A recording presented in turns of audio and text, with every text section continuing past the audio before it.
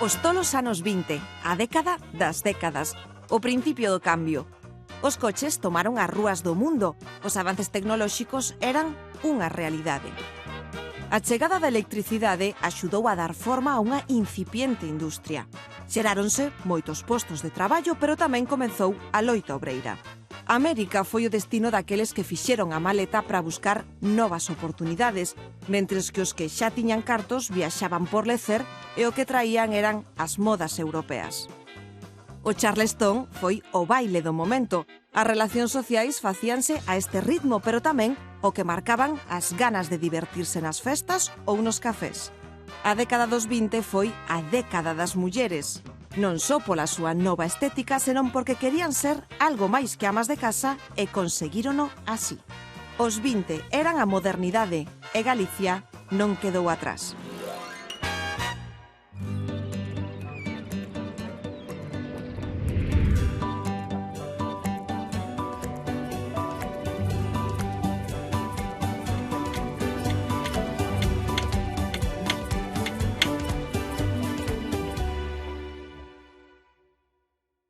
Os anos 20 arrancaban no mundo con ansias de alegría, de prosperidade. Aínda quedaba moi preto a fin da Primeira Guerra Mundial, que rematara en 1919, na que, por certo, España non combatera directamente. O mundo en xeral tiña algo no ambiente, iso eran as ganas de cambio, o bulir de todo o novo que viña por diante. No primeiro terzo do século XX teñen lugar cambios moi notables de todo tipo. Pois na agricultura, dende logo, na tecnoloxía, na gandeiría, e tamén pois nas cidades, a época en que se desenvolven máis, o éxodo a campo-cidade, coñece un pequeno impulso, tamén a emigración, entre guerras, hai moita xente que marcha a América buscando mellores condicións de vida e tamén unha dieta mellor. É unha época en que hai cafés, por exemplo, cafés importantes, cafés de un certo nivel, de certa categoría, hoteles tamén, restaurantes, sobre todo restaurantes en hotéis. Nos primeiros anos despois da guerra, é dicir, cando digamos, a ilusión da paz e a saída en tromba das masas á vida pública, foron anos de eclosión de moitas cousas, é como é unha primavera. E nos anos 20 son un laboratorio, claro. Son un laboratorio para todo, pero tamén para a modernidade social, cultural, para os costumbres. Eso que, dun modo intuitivo, dixo Ortega y Gasset, que era a rebelión de las masas, con a presencia da muller na vida pública, con a presencia do de colo azul frente aos obreiros, os que usaban mandilón, os que usaban, roupa de traballo, que podían estar na rúa xa, e poder decir, e poder falar, e poder impoñerse. A axitación social estaba non só no laboral, senón tamén nas novas formas de relacionarse. O protagonista das festas era un novo baile que viña importado, o Charleston, que ademais de ser un ritmo, traía canda así unha estética moito máis atrevida. A popularidade do Charleston chegou a ser tal que un bar de Pontevedra, nas ofertas que facía no xornal para captar a atención dos consumidores, ofrecía la con o Charleston. Era o reggaetón dos anos 20. Entón, todo o mundo bailaba. Os cronistas enfadáballes moitísimo que cando ian as verbenas nas aldeas, que sí, vale, as orquestras tocaban un par de muñeiras, pero despois tocaban un Charleston. Aínda que nos anos 20 todo era máis moderno, o habitual seguía sendo casar, pero tamén é certo que o matrimonio xa estaba en cuestión. As cidades galegas convertéronse nos escenarios para forxar relacións menos serias. Para topar pretendente, o único que había que facer era pasear. Os mellores lugares para flirtear, había varios, e as crónicas dos xornais explícanse cales son os mellores lugares para facelo, eran os paseos. Paseabas por certas rúas que eran as rúas nas que había que ver e ser visto, as terrazas dos cafés na hora do vermut, e tamén recomendaban facelo nas tedas 5 ou tedanzantes, que eran unha práctica social burguesa do momento, que era a media tarde, quedábase para bailar e tomarte con pastitas. Pero imos comezar polo máis próximo. Como era aquela Galicia dos anos 20? Os avances si estaban a chegar a bo ritmo, pero nunha Galicia eminentemente agraria, a brecha entre o campo e a cidade aínda era grande. A Galicia moderna. A Galicia moderna. donde a modernidade xa era unha marca. É a Galicia dos cafés modernos, é a Galicia dos autobuses que están empezando por todas partes, que se estenden as compañías naquel momento, Castromil, Ribadeo, moitos máis, porque antes houve un momento terrible que foi a Primeira Guerra Mundial e é un momento no que se incorporan todas as novedades da Segunda Revolución Industrial. É unha Galicia onde a burguesía compra coches. Tamén hai unha diferencia entre clases sociais. Cada vez que falamos de que a muller empeza a traballar, ao final estamos facendo dende un punto de vista moi burguescéntrico, non? Porque as mulleres da clase obreira e as mulleres do campo levaban traballando séculos. O que agora pasa é que as mulleres comenzan a traballar en traballos pois que nacen pensando nelas, por exemplo, as telefonistas ou telegrafistas, ou en traballos que ata entón estaban, pois, sobre todo facían homes. As mulleres empezan a ser pois, secretarias, mecanógrafas, bibliotecarias e arquivistas, que eran moitísimas.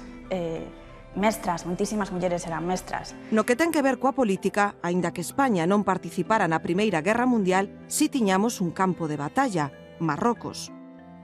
Nada máis comezar a década, vivíase alí a desfeita de Anual, na que morreron 10.000 soldados.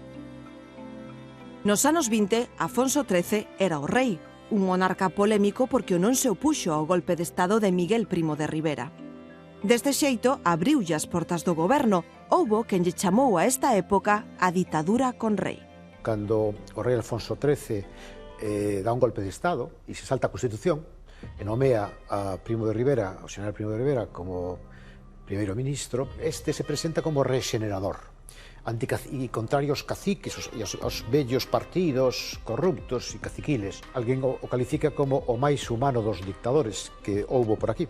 Non é excesivamente cruel, pero é un home arbitrario, autoritario, é un home que cultiva, diríamos, a astracanada. A dictadura de Primo de Rivera era non queremos conflitos sociais, conflitos obreiros, hai que poñer un freno a todo isto, que era sobre todo pensando en Barcelona, que era unha especie de Chicago do Mediterráneo, e, por tanto, non autorizar o uso de linguas, as misas, os libros. Non é que o prohibise taxativamente, pero tratou de bloquealo. Atravesábamos unha dictadura que tiña certos trazos moi extraños. Porque, por un lado, era unha dictadura en términos políticos, pero en términos económicos era impulsora de certas empresas, que logo, máis tarde, puseron as bases do que eran os polos de desenvolvimento. Entón, nos anos 20 empezan a agromar industrias como a del ferrocarril e empezan a agromar tamén industrias eléctricas. Neste panorama marcado pola ditadura e polos auxes industriais, Galicia libraba a súa propia batalla na procura da súa identidade, que comezaba pola propiedade da terra. Nas ideas, asentábanse as propias do país con nomes inesquecibles como Casares Quiroga, Antón Vilar Ponte ou Castelao, por non falar do gran momento de colectivos como as Irmandades da Fala ou o Seminario de Estudos Galegos. As Irmandades da Fala, por exemplo, nacidas nos anos 10, no ano 16-18, foron un movimento, especialmente polo que é a recuperación da lingua, extraordinariamente importante, porque coincidía con un movimento que se deu en toda Europa, que era a definición da idea nacional con base na lingua. Son unha expresión da modernidade política, porque, no fondo, é unha aposta por unha nova forma de entender a política e a vida pública en Galicia, e a vida cultural, sobre todo, porque hai máis cultura que política nas Irmandades, incluso tamén no Partido Galeguista, pero sobre todo nas Irmandades da Fala. Estás afirmando a lingua por parte das novas élites culturais dunha forma máis moderna tamén, non? E pode parecer contradictorio co calificativo de moderna, pero non é. É a Galicia labrega. É dicir, é a Galicia do triunfo dos labregos, non? É a Galicia na que os labregos se convirten en propietarios. O mundo rural dominaba porque Galicia está articulada en moitas aldeas, agrupadas en parroquias, vinculadas a vilas que son cabeceira de comarca. A Feira de San Lucas, a Feira de Monterroso, son feiras que teñen 1000 anos. Claro que había circulación mercantil, a diferentes grados, ¿no? Os que producían eran os campesiños. Hai un dominio agrario moi potente, pero hai cidades industriais potentísimas como Ferrol.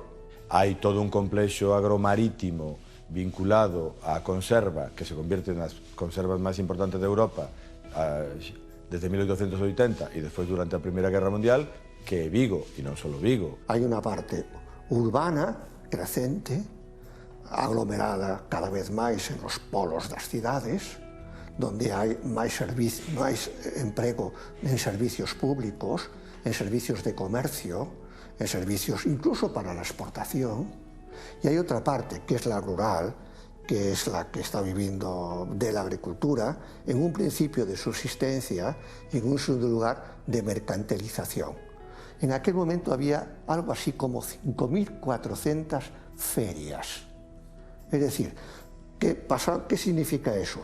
Que la monetización, es decir, la mercantilización de los otros productos agrarios, iban ás ferias que desenvolvíanse o bien semanalmente o bien mensualmente. Foi unha época de modernización económica, unha época próspera, pero unha época en que o que se obtén, os rendimentos económicos, se reparte moi mal. A desigualdade aumenta, como pasa nos nosos días. Entón, bueno, a burguesía obtén pois melloras moi sensibles, en tanto que os sectores populares e sobre todo a población asalariada pois vese presudicada porque os salarios medran un pouco ou nada, en tanto que os prezos e o custe da vida sí que medra sensiblemente. Entón, o custe da vida e as condicións de vida das persoas comuns e correntes pois empeoran. Os obreiros aquí tiñan, realmente podemos decir que hai dúas partes.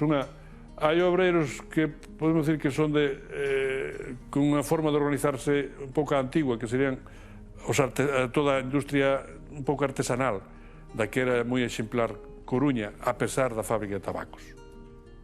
E logo, na zona do sur, especialmente en Vigo, quizá non só en Vigo, era unha industria xa de maior tamaño, con concentración obreira, especialmente de mulleres, e aí deu lugar, sobre todo, ao desenvolvemento de estruturas políticas de carácter socialista. É dicir, a UGT foi importante, o Partido Socialista foi importante, por exemplo, en Vigo, moito máis do que na Coruña.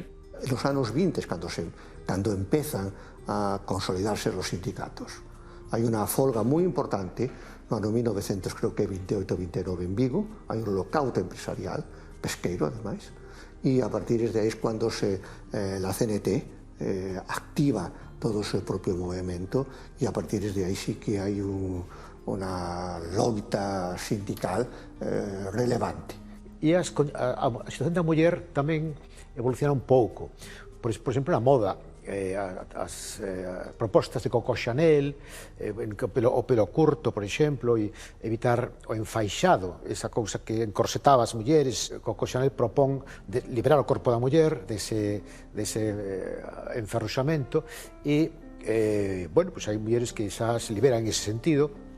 Bueno, empeza a haber algunhas mulleres conscientes de que os seus dereitos e tibiamente se insinúa pois o que xa despois o feminismo, ainda que xa hai, pois, temos a Emilia Pardo Bazán como as pioneiras, verdad, que defende pois, o dereito da muller ao ensino, a educarse e a traballar e a ter un proxecto de vida autónomo. Sí, había feminismo, estaba o comezo do feminismo español, sí que se reclamaban cousas. Un era o dereito á educación, que pode parecer pouco importante, pero en realidade é moi importante. Houbo unha entrada xeral das mulleres na universidade. O perfil poderíamos decir que era dunha muller burguesa, pero sí, había moitas mulleres que estudiaban. E o segundo era o tema do divorcio, porque a muller en España non podía, bueno, a muller nin o home, unha non se podía divorciar. Entón, daba igual a situación na que estiveras. E unha muller que estaba casada non tiña ningún dereito. Era exactamente igual que un neno, en termos da lei. Foi o momento tamén das ideas totalitarias en Europa. Neste período de entreguerras, o stalinismo era unha realidade na Unión Soviética. En Italia, Mussolini comenzaba unha ditadura que duraría máis de 20 anos. En Galicia había unha parte pequena de pensamento autoritario ou incluso totalitario. Por que non había moito? Porque en Galicia eso estaba un pouco amortiguado polo pensamento católico. E o catolicismo, na versión así máis popular, é un pouco impermeable ás ideas extremas. É tradicional, é conservador, pero precisamente por eso impide o seu desenvolvemento, porque o comunismo e o fascismo son modernidade. Esta Galicia conservadora era, iso sí, destino de referencia para a monarquía. O rei Afonso XIII xa viñera dende rapaz. Recordada é a súa chegada a Coruña no iate Giralda. Tamén o fixo na década dos 20 como rei, por exemplo a Pontevedra, cando xa casara con Vitoria Uxía. A Galicia tamén viñan políticos e intelectuais de referencia. No medio deste caldo de ideas había un remanso de paz. A chamada Belle Époque galega tiña un enclave máis que especial, Mondariz. Era un dos destinos máis famosos para aqueles que eran alguén na sociedade. Pero contextualicemos. Mondariz tiña unha potencia, as súas augas. As bondades do termalismo eran xa máis que coñecidas. O termalismo era moi recomendable. Era unha forma de combatir os perigos da cidade. Se non tiña alcantarillado, non tiña traídas de augas, donde todo era, en fin, potencialmente moi perigoso.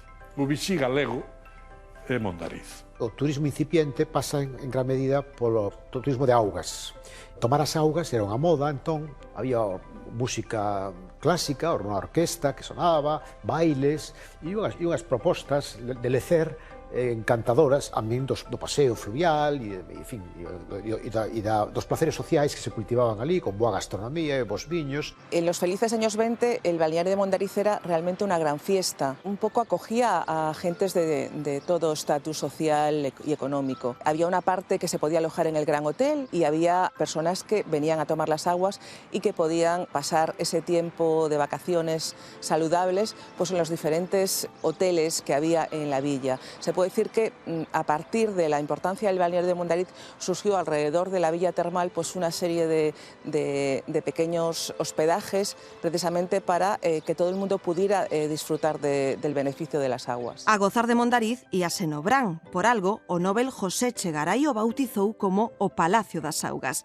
El foi unha desas personalidades que non quixo perder detalle dunha casa de augas que se remontaba xa a 1880.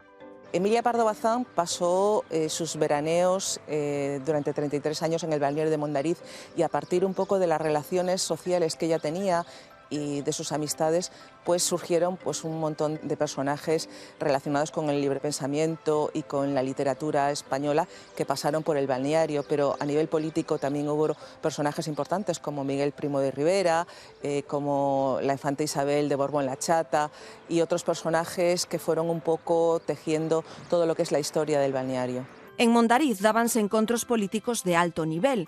Esta, por exemplo, é unha fotografía para a historia. En 1929 celebrábase unha trascendente reunión entre os líderes de dous países veciños, o ditador Miguel Primo de Rivera e o primeiro ministro portugués Artur Ivens Ferraz. Outras personalidades internacionais, como o magnate estadounidense John Rockefeller III, tamén se citaron co xefe do Estado en Mondariz.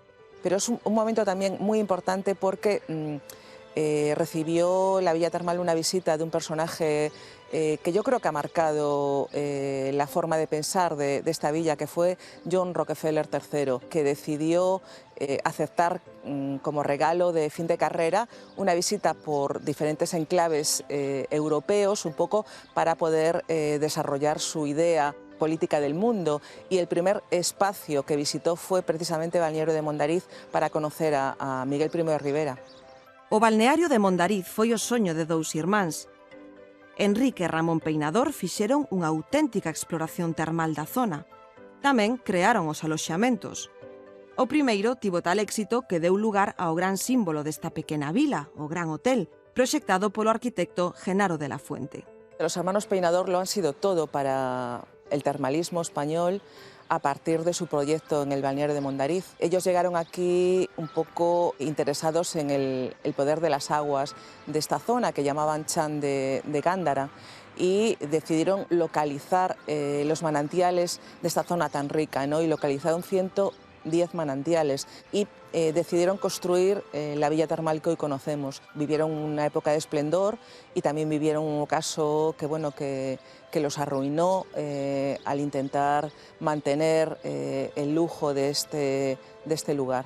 En Mondariz quedan moitos máis símbolos daquel lugar que refuxiaba as personalidades. En pé seguen moitos recordos de hai 100 anos, como as fontes de Troncoso e a Gándara. As súas cubertas son obra do arquitecto do momento, Antonio Palacios. Por teren, neste lugar tiñan ata os seus propios cartos, chamados peinador. Además de tener su propia moneda, que no solo se admitía en el pueblo, sino que también se admitía en Vigo, en Pontevedra y en Santiago de Compostela, para poder unificar un poco las diferentes nacionalidades, ¿no? Y la comodidad de los usuarios, también tenían un periódico propio, una revista propia que se mantenía durante todo el año, y entendían el balneario como una forma de potenciar el destino turístico termal, pero no el destino turístico termal de Mondariz, sino el destino turístico termal de Galicia, y así lo vendían en todas las exposiciones universales. Mondariz, quizá por casualidade, pero está asentado nun lugar cerca do mar, pero non é no mar. Tiña conexión co Porto de Vigo e fomentou moito, fixo moitas campañas de turismo en Inglaterra. Os reclamos eran non só Mondariz, era tamén Santiago. E as rías en xeral, pero sobre todo Santiago. Porque o Santiago reinventouse a fin do século XIX como lugar de peregrinación. E logo tuvo incluso algúns concellais en Santiago, despois algúns escritores e todo isto que fixeron campañas importantes fora. Un deles, que se chama Román López, que sabía inglés, chegou a ir a Inglaterra a facer algún tipo de promoción, estou falando dos anos 10, e principios dos 20, de promoción da cidade e do feito da peregrinación. Galicia non só estaba conectada co mundo a través de Mondariz. O feito de que o rei Afonso XIII estivese casado con Vitoria Uxía fixo que se acurtase a distancia entre Galicia e Gran Bretaña. Como exemplo, o Porto de Vigo tiña xa daquela viaxes regulares de grandes buques a Inglaterra. Iso sí, Santiago seguía a ser a referencia por todo o que significaba xa a peregrinación e o entón hospital dos reis católicos. Os peregrinos chegaban a este hospital moi maltreitos, dun camiño longo, con alimentación pois, sacrificial, penitencial, verdad? Escasa, condicionada pois, pola estación, desde logo, e polo que houbera no camiño. Non había restaurantes daquela, nin casas de comida. Cando recibían o gran perdón, porque a historia do camiño é unha historia de culpa e perdón, dun gran perdón que se concede en Santiago, pois, bueno, é de supoñer que se agasallarían e o celebrarían con un bo xantar con viño do Ribeiro, e iso dá pé pois, a unha gastronomía un pouco máis gourmet, máis esmerada, que non a típica comida dos peregrins. Galicia era en sí unha potencia, non só polos visitantes que recibía nesa época, senón tamén pola súa propia poboación. Éramos un de cada 8 españois, é dicir, 2.124.000 galegos. Nos tiñamos máis poboación que o que representábamos territorialmente. Se nos a comezos do século XIX éramos o 12% da poboación española, tendo 5% da superficie. Nos anos 1920 éramos o 9% da poboación. Na década dos 20, o fenómeno migratorio en Galicia encontrábase en pleno auxe. Este era un fenómeno que afondaba as súas raíces moito tempo atrás, xa na segunda mitade do século XIX, pero realmente foi nas primeiras décadas do século XX cando alcanzou cotas, segundo os destiños, non? Pero para algúns deles cotas realmente impresionantes. No caso dos países americanos, que é onde va a emigración galega nestes anos, antes e despois da Primeira Guerra Mundial, que realmente remata en 1919, pois reclamaba man de obra, porque eran países que estaban en un momento de crecemento económico, non? A inmigración é un desajuste entre as oportunidades de traballo e a presión da poboación. É dicir, a medida que hai máis poboación, a poboación necesita un posto de traballo. Se a economía non o la dá, entón ese desajuste, esta válvula de escape, produce a inmigración. É unha decisión, digamos, en ese período de tiempo libre, de expectativa, máis tarde, a partir dos anos 39, é forzada por a dictadura, que xa é política, pero en eso estamos falando da etapa que é libre. E en ese momento sí que Galicia empeza a perder peso dentro da demografía, e en aquel momento, al marchar os homes, pois evidentemente eso repercute nas pirámides de poboación e entón hai menos nacimentos. Isto é importante porque xa se perderá moita poboación. Galicia acusaba a marcha dos emigrantes cara a América. Os principais destinos da emigración atlántica neste período de tantos movementos, é dicir, ata 1930, foron Cuba, no Caribe, e os países do Río da Prata, a Argentina e o Uruguai. Tamén houbo quen probou sorte nos Estados Unidos. A situación de Galicia e da xente que tomaba o camiño da emigración era precisamente por mellorar a súa condición. Non emigran os máis míseros, emigran os que algo teñen precisamente para poder afrontar o feito migratorio. O que marchaba era para acadar unha mobilidade social que aquí non era quen de poder conseguir. Que había que facer para ir? Conocía o lugar de destino. Tiña redes para ir, onde se podía asentar, traballar, tiña un parente, un paisano. E segundo, pagar un pasaxe, que costaba en torno a 200 pesetas, 250. Era caro. Era o que se conseguía vendendo unha vaca ou algo máis. Había que ou ter algúns recursos propios de familia ou empeñarse e pagar o pasaxe enviando regularmente xiros ou remesas. Pero, en todo caso, isto foi bastante xeralizado, non? Que levaba na maleta o emigrante? Que levaba o que partía? Pois levaba unha chea de cousas materiais, seguramente a roupa que tiña, que ás veces non era máis a caída para o lugar onde iba, levaba seguramente a foto da nai ou da familia, o intanxible que levaba. Digo que eran unha serie de sentimentos contradictorios, non? Porque por un lado iba cheo de esperanzas, iba cheo de desexos, do que creía que iba a conseguir, e que o mellor ou non conseguía. Pero tamén levaba un montón de medo, non? Tamén levaba un montón de inquedanzas, un montón de inseguridades, un montón de problemas de como afrontar, pois, a nova experiencia, porque era xente que ás veces nin fora nunca, nin a Coruña, nin a Vigo. Tamén é verdade que isto coincide cunha modernización extraordinaria dos medios de transporte. Se pasou da vela aos barcos a vapor. A emigración tamén foi un negocio. Nas páxinas dos xornais da época era habitual atopar ofertas de billetes para viaxar cara ao outro lado do mundo. 300, 500, ata máis de 1000 pesetas que para un galego ou galega eran un auténtico capital. Os portos que operaban en Galicia na década dos 20 eran Coruña, Vilagarcía e Vigo. Claro, a entrada ao vapor foi a que necesitou de grandes portos, con baías importantes, con peiraos, que tamén estes portos foron crecendo, o ritmo do feito migratorio foronse adaptando. Travesías que ian directas cara a América e grandes desgrazas no recordo. Un dos últimos grandes viaxes cargados de migrantes que tocaba tamén no porto de Vilagarcía foi o famoso viaxe do buque Santa Isabel. É un exemplo clásico, non? De que pasara por Coruña, tocaba en Vilagarcía e despois en Vigo, pero xa non houbo oportunidade precisamente por esa situación. Máis de 200 persoas morrían no naufraxio do chamado Titanic galego Santa Isabel, que se afundiu fronte á illa de Sálvora, converténdose na que aínda hoxe é unha das maiores desgrazas marítimas de Galicia. 10 minutos antes das 2 da mañán do 2 de xaneiro de 1921, afundíase o Santa Isabel.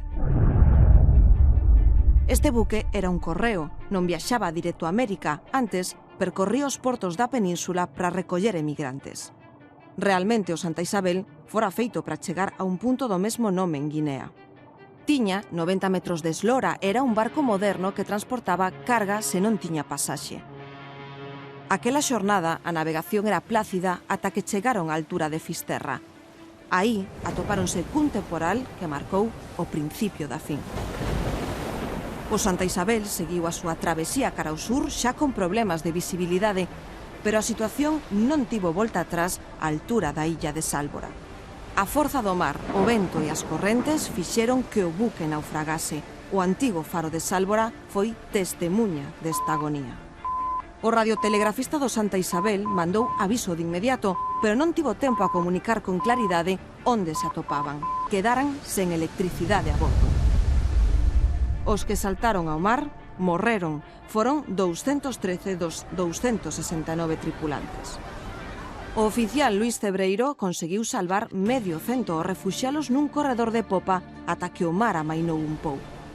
Despois, encargouse de que subisen a un bote, pero Cebreiro foi consciente de que non había espazo para el, polo que saltou ao mar e foi a nado ata Sálvora. Mentres, en terra, pasaron horas ata que o fareiro foi consciente da traxedia e pediu auxilio a unha aldea case baleira. Aí aparecen elas, con dornas botáronse ao mar. Foron as heroínas de Sálvora. Aquelas tres mulleres, María, Josefa e Cipriana, salvaron unhas 20 persoas con tan só 14, 16 e 24 anos. Unha desas mozas saiu cara a Ribeira a pedir axuda. As outras fixeron varias viaxes con sobrevivintes e, grazas á súa fortaleza, convertéronse para sempre en lenda e incluso foron homenaxeadas en Vigo. A verdade é que costa, desde a nosa perspectiva, poñerse en esa situación, non? A ver, eu creo que os galegos, polo menos os galegos de costa, aínda tiñan a sorte de saber o que era o mar, non? Pero non quero pensar nas xentes do interior, que nunca o viran o mellor. Ante a circunstancia de ni siquiera imaginar o que era cruzar un océano como Atlántico nunhas condiciones de seguridade que, vamos a ver, ao lado do momento que se facía vela eran moito maiores, pero vamos, este exemplo é ben claro. O sea, non houbo nin que cruzar o Atlántico para correr un risco tremendo. América estaba moi lonxe, e sí, a viaxe entrañaba perigos, pero os galegos coñecían xa eses territorios. Sabían incluso que ian traballar en empregos de baixa cualificación á espera de poder ir medrando. Escoitaba contos da miña avó e de outra xente que falaba das rúas de La Habana ou das rúas de Buenos Aires nunca las tuveran, con unha gran precisión. E non falaba das rúas de Madrid, nin conocía as rúas de París, nin de Londres. América non estaba lonxe. América estaba cerquísima. Cerquísima. En todas as casas falábase do parente que estaba lá e que me dice que vive na Rúa Obispo. Bueno, pois decíalle máis a Rúa Obispo da Habana que Linares Rivas, na Coruña. Os emigrantes galegos chegaban a portos como este, en La Habana, buscando a prosperidade. Tralo desembarco en Cuba, ingresaban nun lugar como este, o campamento de Triscornia, onde as condicións eran pésimas, algo que provocou moitas denuncias. No caso de Montevideo, os emigrantes pasaban por esta aduana para oficializar a súa entrada no país. Na maioría dos casos xa levaban información por familiares ou veciños sobre como proceder. Eran as chamadas redes da emigración. A que mellor funcionou foi a que trascendeu entre os membros dunha mesma comunidade, es decir, amigos, paisanos, veciños, non? Que eran os que artellaban precisamente a continuidade desas redes. Antes, semanas de viaxe que non para todos resultaban da mesma maneira. Entre os axentes da emigración había quen os enganaba. Era a lotería de volver ou non co soño cumprido de ser rico. Logo estaban tamén esas redes, digamos, de carácter, máis dubidoso, non? As que fomentaban as propias compañías navieiras para vender máis billetes, non? Porque, claro, non se pode olvidar que detrás de todo isto hai un negocio, non? Unha médica da Marina Civil española deixa unhas memorias donde di que lle chamaba a atención que ás veces no barco, ela facía moitas veces a travesía transatlántica, non? E que ás veces no barco iba unha señora maior que iba e que viña, que iba e que viña, e que, bueno, que non se explicaba como podía ser, non? E que co paso de tempo soubose que era unha das empregadas por redes de trata que ocupábase de captar no barco a mozas europeas. Eses ganchos famosos que aparecen pois, nos relatos, non, que enganan, fan das súas, non? E sobre todo pois, sobreprecian, consiguen papelería falsa que a veces compromete, en fin, está todo ese mundo que non se pode esquecer, non? Incluso cando os máis pioneiros íbanse establecendo xa como donos de negocios e tal, eran eles mesmos os que incentivaban aos outros. Mira, si ves, douche un empleo. A migración sempre asociamos á pobreza, a que a xente vaise, este vaise e aquel vaise, e todos se van, pero a partir de un determinado momento volven, e volven ricos, xa desde final do século XIX, algúns, outros non, pero hai algúns volven ricos. Son eles os que fan, pois en Santiago empezan o diseño da residencia, que é o Xeo Campus, son eles os que fan grandes construcións en Vigo e grandes intervencións tamén no mundo rural, non? As escolas, eso que sempre se repite, pero tamén no mundo urbano, non? As cidades están medrando, claro que sí, e están se saneando, e están facendo ensanches. Todo eso son os anos 20. Sobre o retorno hai tamén toda unha cantidad de estereotipos, indudablemente, non? Están os famosos chamados indianos ou americanos ou habaneros, depende da comarca de Galicia da que estemos a falar, de fortunas cuantiosas, non? Os que traían pois eso, os que arreglaban a súa vila, que donaban a campana para a igrexa, que facían contribucións moi notables, os grandes benefactores. Esos son importantes, pero son unha minoría, non? Logo están unha grande cantidade que volven con posibles. Traballaron e, polo tanto, pois, contribuíron aquí a redimir foros, a mellorar a situación da súa casa. Unha cantidade importante, que, decir, compensoulles ir a América porque trouxeron cartos. As redes de contacto seguían existindo, pero noutra dirección. Dende Galicia fixéronse películas nos 20 para amosarlles aos que marcharan como era a vida na terra. Bo testemuño diso foi Galicia e Buenos Aires, unha das obras de José Gil. Nas imaxes pódense ver dende os traballos no campo ata as últimas novidades no social. Nos 20 hai ademais outra novidade. Non só emigran eles como ata daquela, tamén comezan a facelo as mulleres. Que podía esperar aquí a unha muller labrega ou unha muller incluso das cidades, non? Donde as oportunidades eran moito máis reducidas, non?